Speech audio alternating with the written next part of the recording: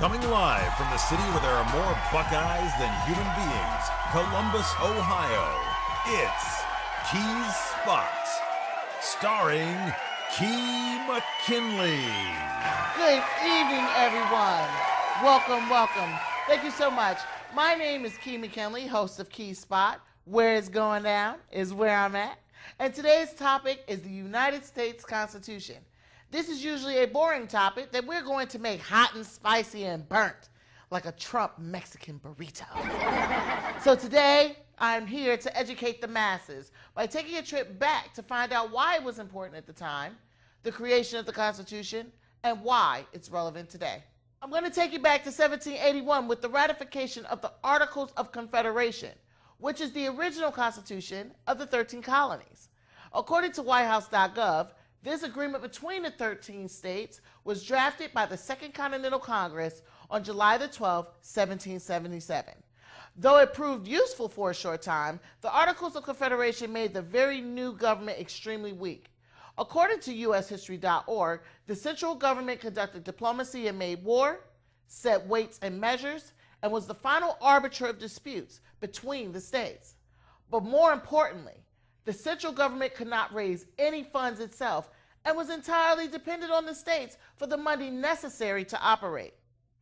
That's like a 35-year-old lifetime student expecting money from their elderly parents on a weekly basis. Jane, get a job, Jane. Now, let's take a closer look at this oxymoron. Our government was broke, which means no power, no army to protect us, ineffective because they could not create or enforce any laws, and did I mention they were broke? Now, let's get to the breaking point. According to ushistory.org, at some time in the early 1780s, some Western Massachusetts farmers were upset because the rich was overtaxing the farmers. This resulted in the farmers losing their farmland and jailed if they owed taxes.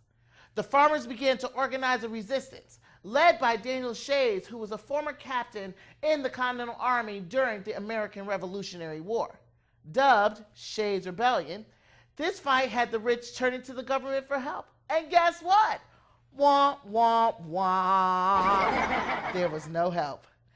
So James Baldwin, who was the governor of Massachusetts, organized a militia force which crushed the movement in the winter of 1786 to 87. Unfortunately, the debtors' discontent was widespread, and similar actions occurred on a smaller scale in Maine, then still part of Massachusetts, Connecticut, New York, and Pennsylvania. And from here, we'll be right back with the formation of the Constitution. See you in a moment.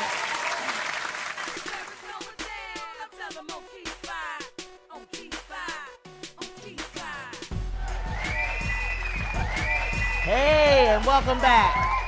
Now, it became clear that a weak government was a mistake. So starting on May 14, 1787, there was the Constitutional Convention where delegates of 12 of the 13 states convened in Philadelphia. Question, where were you, Rhode Island? George Washington was unanimously voted to preside over the convention, and these founding fathers began the work of redesigning a new government. After much convening, discussions, and mad arguments, on September 17, 1787, in Independence Hall, 39 of the original 55 delegates signed the United States Constitution. The Constitution went into effect on March 4, 1789, and remains the oldest written national constitution in use today. Here is the 411 on what the Constitution says.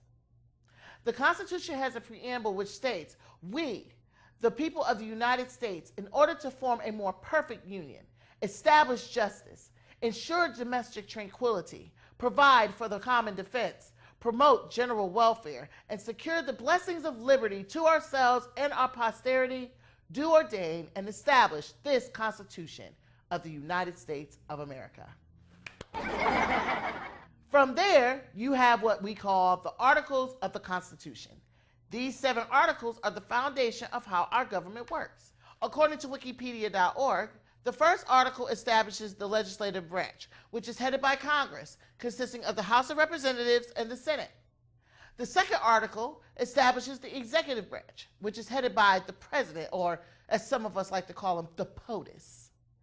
Then we have the third article, which establishes the judicial branch, which is headed by the Supreme Court of the United States. Article 4 outlines relationships between the state and federal government, as well as relations between state to state and state to others. Article 5 describes the process on how the Constitution can be altered. Article 6 establishes laws and treaties are made in accordance to the Constitution as the supreme law of the land, forbids religious texts and holding a government position, and the new Constitution was responsible for the debts incurred under the Articles of Confederation. Article 7 set the number of state ratifications necessary in order for the Constitution to take effect and the method in which the states may ratify the Constitution. According to wikisource.org, we also have a Bill of Rights, which is the term for the first 10 amendments of the United States Constitution. The Bill of Rights is the third of the 3 charters of freedom, along with the Declaration of Independence and the U.S. Constitution. Now, when we get back, how is any of this relevant today? We'll find out when we return.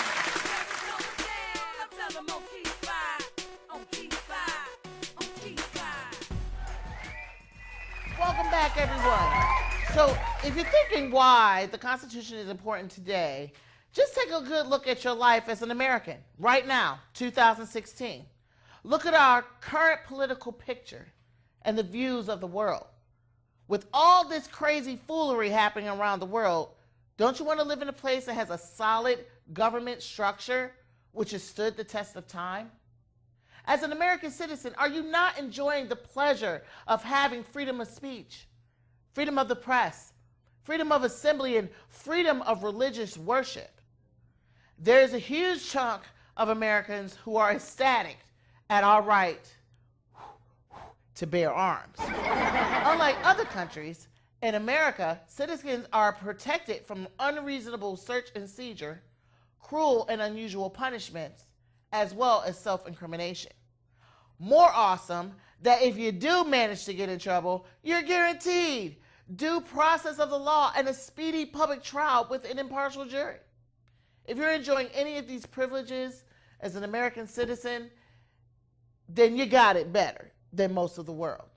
America has always been great, and our founding fathers laid a fantastic foundation for America to continue to grow towards greatness. So now we're at my final thoughts. It is my belief that America has the potential to reach heights beyond any known civilization based on our U.S. Constitution and the diversity of the American people. However, as American citizens, we as a collective whole must do better for each other. We can use the law of the land as a guide to help us learn how to treat each other with respect. From Black Lives Matter to the Ku Klux Klan, both groups have the right to assemble. So why can we not just respect that, since the Constitution gives all of us that right? You're Jewish, Christian, Muslim, atheist, there's more than enough Twitter and Facebook for opinions. So why not learn to get along, since the Constitution gives all of us the right to practice our beliefs? And that dirty word, racism.